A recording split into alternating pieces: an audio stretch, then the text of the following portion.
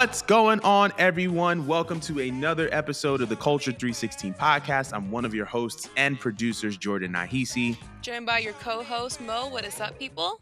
And I just want to thank you guys so much for your support. Thank you guys so much for tapping in with us. If you are tapping in with us via Apple Podcasts or Spotify Podcasts or wherever podcasts can be streamed, be sure to give us a 5 stars and subscribe. If you're watching on YouTube, be sure to like, comment, and subscribe. It's been an eventful week in wrestling, so we're not going to waste any more time. We're going to get right into it. First things first, it has been reported by multiple outlets in the wrestling community that it is official that Mercedes Moné's contract makes her the highest paid woman in the history of professional wrestling. Our article on Forbes said that it fell short a little bit of $5 million. But I wanted to know how you felt about Mercedes Moné being the highest paid woman in the history of pro wrestling. Big OW for Black women. Okay, I feel like Black women in this industry has came such a long way between the oppression that was dealt with behind the scenes, on screen, getting the short end of the stick just with, I guess, booking. I really honestly feel like when it came down to Mercedes, although she didn't initiate the women's revolution, we gotta give that to AJ, right? She was a major part of it. She definitely picked up where AJ left off with the Divas era, and we had the Four Horsewomen. I feel like out of all of them, the one that I really like, I think everyone could agree they locked their eyes in on what really was the most noticeable shift in women's wrestling came through Mercedes. And this is something that she literally has lived, breathed, and died for all her life to do. And the woman just gets better and better and better. Every time I see her, every year I see her, she really cares for making a difference in this sport, in any industry, in any promotion that she's in. She's revolutionized women's wrestling, and I just feel like if any person that, again, unfortunately wasn't Lita or Trish that could have got it, or AJ that could have got it, I definitely feel like if I had to give it to anybody, Sasha Banks or Mercedes Moné, has to be. Yeah. Now, granted, I know that when she went over to WWE, there's a certain number that she wanted and honor it. I'm not sure if this is the exact number she wanted out of Tony Khan or not, but all I know is that the number itself, or her having this prestigious amount, is definitely warranted. I think she definitely earned it. I can't think of a better woman that could have had got this amazing accolade. And honestly, I'm proud of her. I'm very proud of her. I'm proud of her as a wrestling fan. I'm proud of her as a Black woman. I love Mercedes Moné. What do you think about this? To kind of piggyback off of what you're saying, big W for Black women, big W for women's wrestling fans, big W for women's wrestling. It's the people who are at the forefront of the industry that have the power to set the trend. And I believe the most exciting thing for me isn't necessary that the biggest thing for me, the biggest takeaway for me is that if Mercedes Moné can command these numbers, if someone can achieve popularity, then that number is not too far out of reach for the next people in line. I feel like even with WWE, and they've progressed significantly, it's not a secret. The women in WWE don't get paid as much as the men. And sometimes they are selling merch just as rapidly as the men. And they're doing numbers, and they have that mainstream crossover appeal that the men do. But I feel like a Mercedes Moné commanding these numbers isn't just good for her, but it's good for women. It lets people know that this is possible. It lets people know that this can be the standard. And I believe that all, not just Black women, but all women should be able to be properly compensated, especially when they are great at what they do and they're at the top of their game. So that's the first thing. The second thing is, short of 5 million is big money. I'm not gonna lie, that's a bag. That's a bag. And I believe that in her contract and in part of her negotiations, it said that Mercedes would have some direct contact with Warner Brothers Discovery, which, if you know of her Hollywood aspirations, you know that that's big. Warner Brothers Discovery is a huge media conglomerate. They've produced multiple DC movies. Obviously, they also are in charge of a lot of the distribution that happens with Abbott Elementary and and All American and things like that, and they are a historic a historic brand when it comes to arts and entertainment. And so for Mercedes Monet to not only have access to that bag, but to that direct contact at Warner Brothers to allow her to flourish and do other ventures, I think it's super exciting. And it changes the game. It has the potential to set the standard for what women wrestlers can expect out of a contract. But we'll see what happens next. But let us know about how you feel about Mercedes Monet allegedly being the highest paid woman in the history of professional wrestling. We are going to be moving on. So, speaking of women's wrestling, it seems like WrestleMania weekend has a little bit of an unexpected twist because it was announced this past week that Shayna Baszler has been booked for GCW Blood Sport. And it's going to be happening during WrestleMania week in Philadelphia. I have to check to see who her opponent is. It was at the top of Masha Slamovich, who I believe is a member of Imp TNA Wrestling. So we're getting Masha Slamovich versus Shayna Baszler at Masha. GCW Bloodsport. So I wanted to know, how do you feel about Shayna Baszler making an indie show appearance during WrestleMania week at a non-WWE event, if that makes sense? It's freaking awesome. For me at least, because I actually love Shayna Baszler.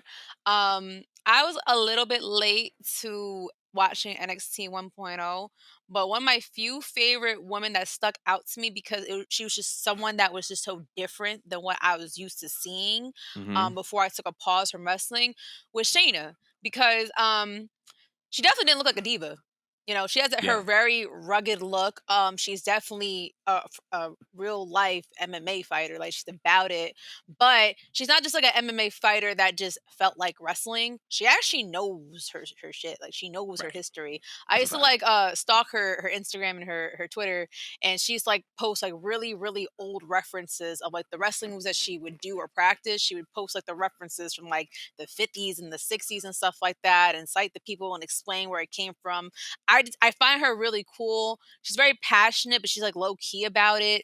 Um, she, I feel like, doesn't get enough credit for her helping in NXT 1.0 because she was ripping through these bitches, bro. Like she was She was dogging them you out. you could not touch Shayna. Like, yo, there was a point where like I loved her so much, and then Bianca came on the scene, and like I really wanted Bianca to win, but I couldn't get mad because like she was like the Brock Lesnar almost basically She was. on NXT 1.0. Like she was good. She was good. She was different, and it was such a shame to watch her the way she got placed on the main roster because it almost felt like they didn't know what to do with her. Last Yeah. time I checked, they had her biting on a body part of Becky or something like that, and then she faded off to the back. They gave her like the tag team titles at some point, and then afterwards, she just felt very much regular. I'm very happy that whoever, and sorry for me not knowing the name that called her. I know a male figure called her that was a fan of her work. Um, and I'm happy that someone did Mm. because she has put on some classics. And I know if you just give her an opportunity and to just like get a second wind, she's gonna take it and she's gonna own it. You know, and hopefully that turns out to be a different path for her because I really feel like I don't know how old she is. I really don't know, but I would love to see her have a single titles gold on her before she retires because she deserves it. So I'm interested. I know nothing about this Masha individual. I was trying to like take a look at her Twitter account. She looks a little familiar. What was you know anything about this Masha person? Masha is a part of TNA Wrestling, if I'm not mistaken. I'm going to keep doing my due diligence and finding out. Uh, GCW World Champion, TNA Knockout, yeah, MK she's Ultra, a part. She GCW. was one half of the Knockouts tag team champions. Her and Killer Kelly, Oh, I and heard of her. they do Mhm. great work in TNA. So I have heard of her. I have seen her matches. She is in TNA. Um, Oh, this is and solid then. I think this is going to be a good match. I think that on a standpoint of Shayna Baszler, like you said, when we saw her in NXT 1.0, I think, in my opinion, I think that Shayna Baszler in NXT was booked better than Ronda Rousey at any point in her WWE career. And Yeah. I feel like Shayna is just she was presented as a dominant champion, as a dominant woman. She had Jessamine Duke and I forgot the other woman's name, but Marina Shafir. Marina Shafir had them, and they were like a nice little stable. So I love Shayna. I love Shayna. I love her work. And, I feel like this is also one of those partnerships and things that just make sense. Like Shayna and GCW makes sense. When you think about GCW as a company and the things that we've seen from GCW, Shayna fits right into that mold. And this is one of those things that kind of makes sense. In that same article, it said that Josh, I think Josh Barnett is his name, has had a great amount of respect for Triple H. And this kind of goes back to something that Triple H said not too long ago, and that is that, WWE is open for business and that they're willing to do deals when the opportunity is right and when the opportunity makes sense. And I get it now because this is one of those opportunities that are right and that makes sense. So, that's how I feel about it. But I want to know how you guys feel about it. Shayna Baszler, GCW Bloodsport X during WrestleMania week. Let us know in the comments below. But we're moving on, and this news just warmed my heart. It was announced this past week that on Peacock, premiering on April 1st, WWE has announced a Bray Wyatt documentary narrated by none other than the Hall of Famer, The Undertaker. It's going to be releasing on April 1st. I want to know how you feel about it. Bray Wyatt, April 1st documentary. Dude, that just warms my heart. And dude, like what an honor to have like the greatest, well, for me, the greatest legend of all time, The Undertaker of all people, narrate your life. Like that is awesome. And then it's so fitting too because Bray Wyatt was like the next person that we saw probably since The Undertaker that was like a supernatural character. Not like The Undertaker, but like the supernatural like concept. He kind of kept that consistent where he almost blended in like the unreal and the real. So it's very fitting that Taker took the time to do this because he doesn't have to. You know what I Right. mean? But it goes to show you how beloved Bray was across the roster that, I mean, even a legend wants to come out and do his due diligence and present his documentary. He deserves a documentary. He He really does. does because his death is just so unfortunate. But I'm very interested in learning about him because it feels like we learned a lot about him, but he's also private, Yeah, if you will. Um, and I'm very interested to see like who's featured in it. I'm expecting obviously JoJo probably is going to have her own little absolutely. feature and talking about him. Maybe most of the roster is going to discuss him. I feel like it's going to have the same heaviness as when Eddie passed. And he had a whole Mm, special himself, and everyone was bawling their eyes out, but they all had a very powerful and heavy story about Eddie's impact. That's what I'm anticipating with this. So I don't know. You have any thoughts on it? So I think, like you said, right at the Bray Wyatt, one of the most creative minds that pro wrestling has ever seen, Yeah. and one of the most captivating characters, one of the most unique personalities and people.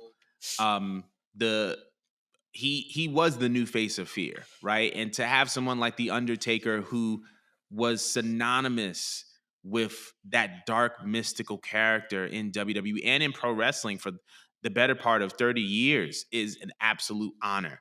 Um I'm very very interested in learning more about Bray Wyatt as a human being. Because we've seen his work right firsthand from when he first started with the Wyatt family to his last match as kind of this updated, rekindled version of himself.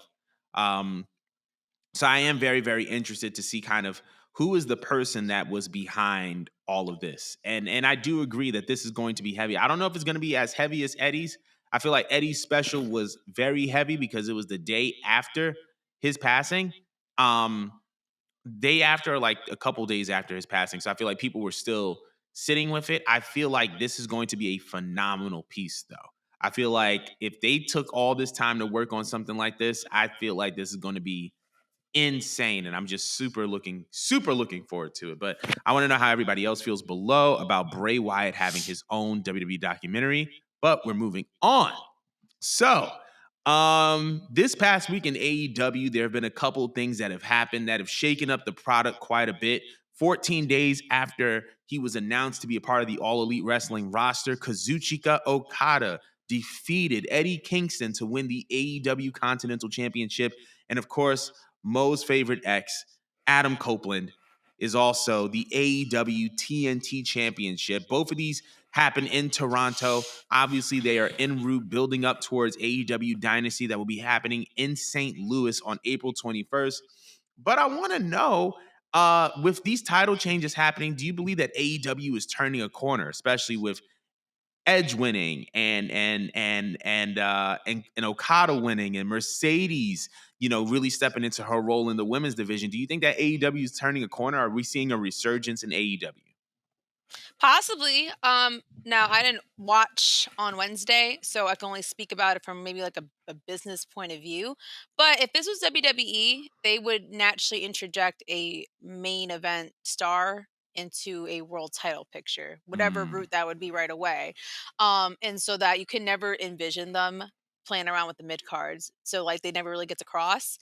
So I find it interesting that they took the best, and they're trying to give them the mid card titles to add not only importance to them, but also make the journey longer and hmm better, to sink your teeth in and lean forward into your screen for when it's time to actually get the big one, while also simultaneously giving people who've been part of the roster already, that already got their storylines going, time to actually like earn the title, work for the title.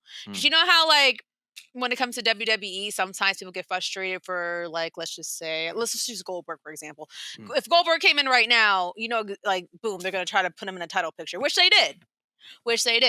And then Right. it pissed off everybody else that been there working for years. Like, hey, like I've been trying to get into this main event title, and you just signed this person. You're gonna give them my spot, what I've been trying to work for. hmm So I find it very interesting that they're taking larger than life stars and they're placing them there to give um give everyone a chance to work with them. mm, Give everyone a chance to get better, get screen time. And I support them all having the mid card belts, by the way. I support them having them for at least a few months. Okada means Okada, so he has to hold on to it for like at least a year or two. Right. But I like the idea that they're playing the long game. It gives them a lot more time to plan. Mm. So I like it. Ooh, I just threw my laptop off to the side. I'm sorry for y'all watching. But you know, I think it's cool. So congrats to Okada. Edge, I mean, I don't think Edge really cares to have a belt over there. I just think he wants to help out. Same way he helped out with the E, he wants to help out with this group of people over here with the title. But it's Agreed. cool nonetheless to see my ex, if you will, with some gold. I really wish he would stop playing around, because it would be nice if he could have said goodbye to me when I departed from Twitter. Oh my Um, god. I'm still convinced, y'all, that the love is there, and that maybe this may be like he shed a thug tear when he saw my little deactivation, show. But it's all love, I guess. I guess. Um, congrats to him. Do you is Mercedes actually pivoted, by the way, to be going for the TBS title? Is that actually a thing, or is that just a rumor? Well, it looks like there are a couple things that are brewing. One is potentially rekindling her feud with Willow, and obviously the Julia Hart confrontation kind of sparked kind of a rumor that she was going for the TBS title, which I actually don't mind. But um to kind of piggyback off of what you said, I think it is also a very, very interesting kind of method that they are adding people of value to these prestigious championships. We don't we like I think that that's what makes it so exciting. Edge Mhm. is a former multiple time world champion. Kazuchika Okada is a former multiple time world champion. Yeah. And so when you add people like this to the mix and you add them to these certain title pictures, it automatically elevates the title picture. Mhm. And I think, especially with the Continental title, I think that that's having Okada win that is perfect because it's a newly introduced title. Obviously Eddie Kingston won it. He's the first ever Continental champion. And I believe he had a great title run. And I don't think there's any shame in losing it to someone who has been widely regarded as one of the best pro wrestlers on the planet for the past 10 years. Mhm. Um, so I think that this is actually a very, very smart strategy. And I think it causes the entire show to be must see. Because Yeah. if you see a guy like, if you have a TNT champion, and Obviously, he may not be as credible as Adam Copeland you may tune out, but Edge is a world champion, former world champion, and stuff like that causes you to tune in to a TNT title program. Things with Kazuchika Okada and what he's doing with the Elite cause you to tune into the Continental title picture because of who Okada is. So I think it's actually a pretty good strategy, especially since we've been talking for months about the star power of AEW. And I think Yeah. this is just kind of a great way to kind of go about it. But yeah, man, I like what they're doing. I really, really like what they're doing with these title pictures. So shout outs to Tone Khan. But What'd let you us call know. him? I called him Tone Khan. That's my guy now. Tone Khan is Tone crazy. Khan. Tone. But I let hate us know this how y'all man. feel about this in the comments. And let us know about how you feel about these guys winning these titles and adding more prestige and value to those championship pictures. But we're going to be moving on.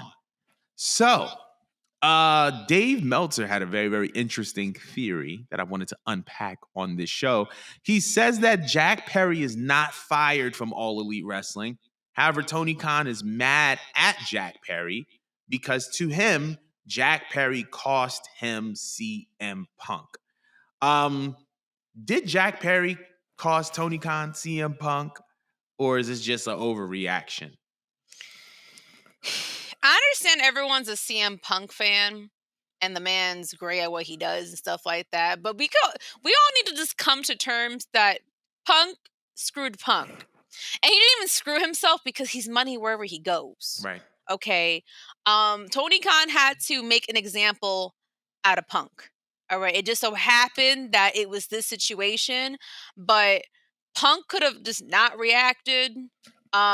And I mean, Jack Perry had his own part too. It's definitely 50-50. You know what I mean? If you're gonna press somebody, you know, expect for something to happen, I guess.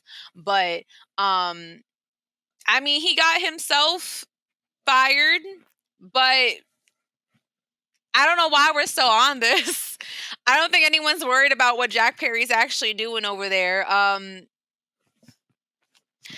It's just stupid to me at this point. It's a little stupid that it's still being discussed, and that people are still trying to break it down or whatnot. 'Cause at the end of the day, it all boils down that Tony Khan's just upset because he was the biggest CM Punk mark, and it's like it's like that one ex that just won't let it go, is what it's giving.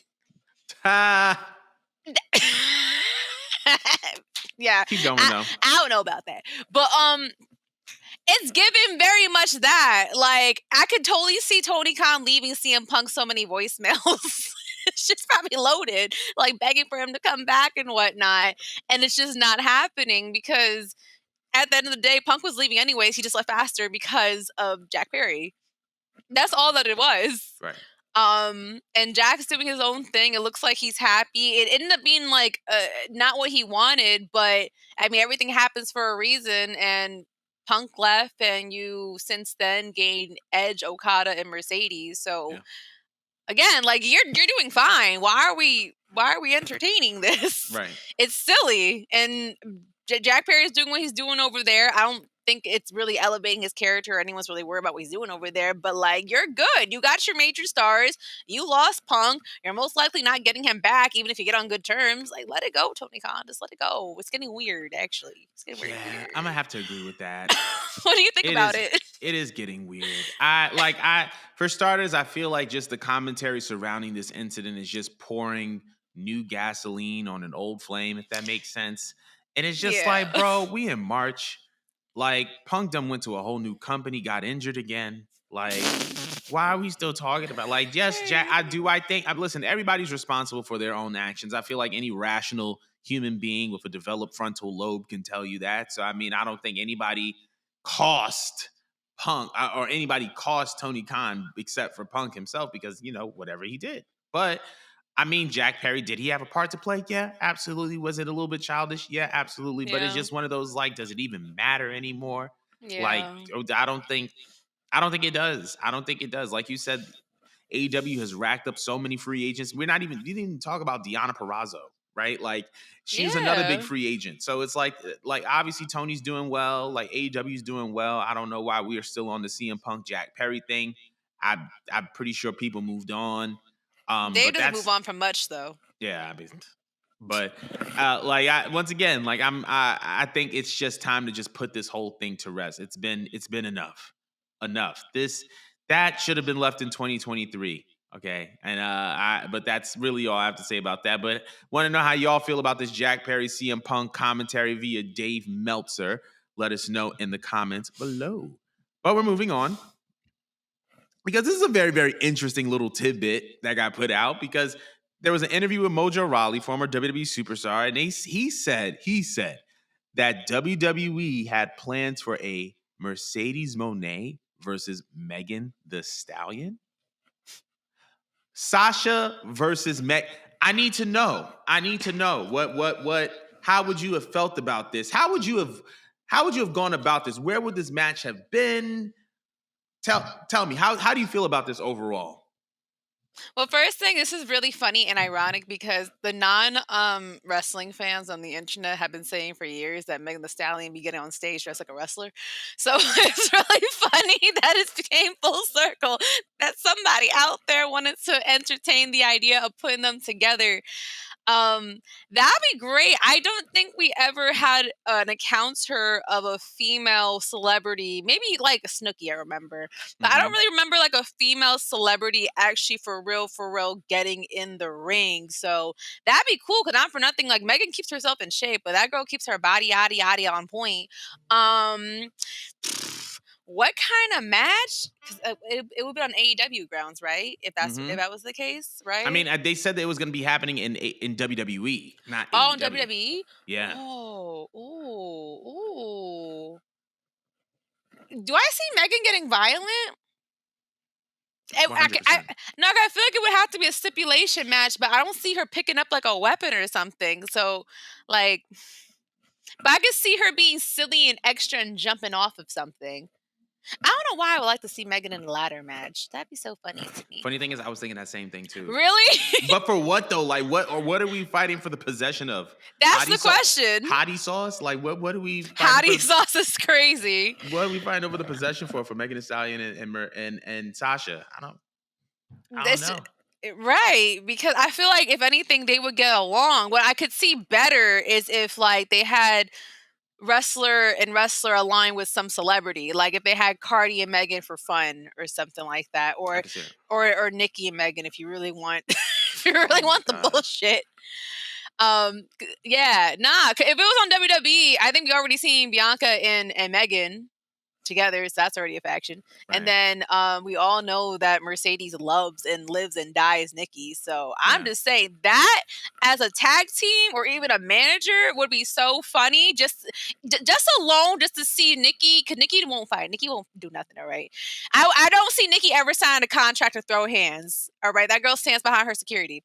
But it'd be really funny just to see the camera cuts of them arguing with each other. Because you know Nikki's not gonna get close to Megan, Yeah, but she at will all. run her mouth. She will talk. She She will will be do the behind her security. she will pull the most Queens girl promo of all time. She'll have fighting words but no fighting hands. Right. She's gonna run her mouth behind a bunch of security. That Right. would be hilarious. And then just have a Cardi B And just interference. interfere, just You see a drag her out shoe the get ring. thrown again. I didn't know I need a shoe thrown again. Nah, not the Right. chancla. Zelina would give Cardi the chancla to throw at Nikki. Oh my God, yes. Actually, yes. Zelina would come in with the interference. It would be so messy. You would forget about the whole Bianca versus Sasha Sasha reboot. thing, yeah. You would forget about that whole entire reboot, and it would just be so messy. As a matter of fact, WWE, is there still time? Like, is there still time? Like, can y'all make amends for like 5 minutes? Because Not now 5 I minutes. realize what I've been missing out of my life. Carmella's gonna be so mad though, because Carmella's been trying to get one of these girls' attention, For and years, and they don't care. she fired at the moment. Um, like, nah, Fired at the there's so moment is much you could crazy. do here. There's so much you could do here, and it'd be so fun. And I feel like Megan would be just goofy and fun about it, and she would actually entertain it. I can't tell she'd be good like a Bad Bunny, but I could tell she would actually take it seriously for what it was. Right. Yeah, I don't know. What do you see? Do you have any like ideas, hypotheticals? Ooh, well, first of all, it would have been at SummerSlam because Hot Girl SummerSlam, the merch would have been insane. I would have gotten a shirt. I would have gotten a Hot Girl SummerSlam shirt. Um, But I mean, I feel like there's so many ways they could have gone about it. Like you said, they could have had Megan versus Sasha, and it was like Sasha and like a faction, or like Sasha and Bailey trying to like pick on Megan, and then Megan has Bianca, and then that could have been like a kind of like a little reboot or callback to their WrestleMania match. So I feel like there's Oh, so now I many want ways that Beyonce interference. I just thought about it. Beyonce interfering. That's never happening. That's never happening. That's never happened. You thought that Angie would lost his mind when he went to ringside of WrestleMania 35. He would be in the ring right next to Beyonce. He be Like, yo, under we the have the apron. same procession. We're in the same He gonna profession text now. you he's underneath the ring right now. Right. I'm gonna look at the phone like, how's it underneath the ring? Nah, but I feel like that could be a great thing. I mean, that could have been a great thing. Obviously, we know how much Megan Thee Stallion loves just alternative forms of entertainment, whether it's anime, whether it's pro wrestling. And that would have been just like a seamless fit for her, especially there would have been so many product integrations now, especially with the Nike deal that she has. I feel like it just would have been a great thing for both sides. But hopefully we get that sometime in the future. But She said she's coming back anyways. We're gonna get it. Yeah, we're gonna get it. But let us know how you feel about Megan Thee Stallion versus Sasha Banks being a potential thing. But that concludes our show for today. Thank y'all so much for joining us. We'll be back same time next week, and we'll see you later.